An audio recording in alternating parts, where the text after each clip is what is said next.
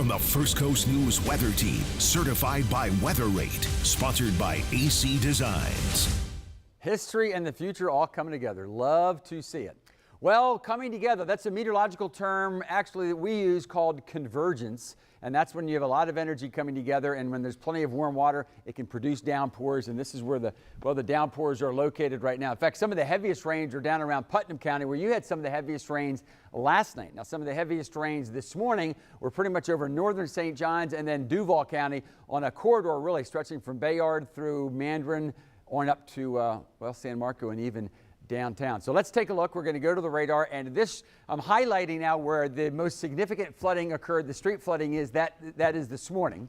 So if there's any good news, the heaviest rains are south of there. However, although these rains won't persist as long, as Zach just showed us, it doesn't take long in many of those areas where everything is full. Same thing with Robert, that you can get some street flooding. And especially for our folks on the northern end of where the flooding was this morning, heavy rains are moving right back into the San Marco area. So in San Marco, that shot that we saw from Zach might even become worse over the next hour or two. So what's going on here?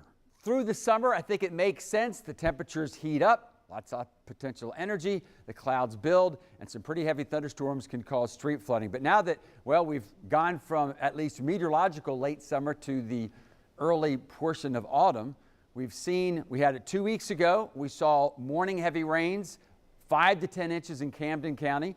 Overnight, early morning heavy rains called flooding from Mayport to Arlington. That was with the front of 2 weeks ago, and now we're seeing the same thing. What's going on? Well, when these fronts drop down this time of the year, and I'm emphasizing this time of the year because the waters are still very warm. That means there's a lot of potential energy, and those fronts just squeeze those rains out.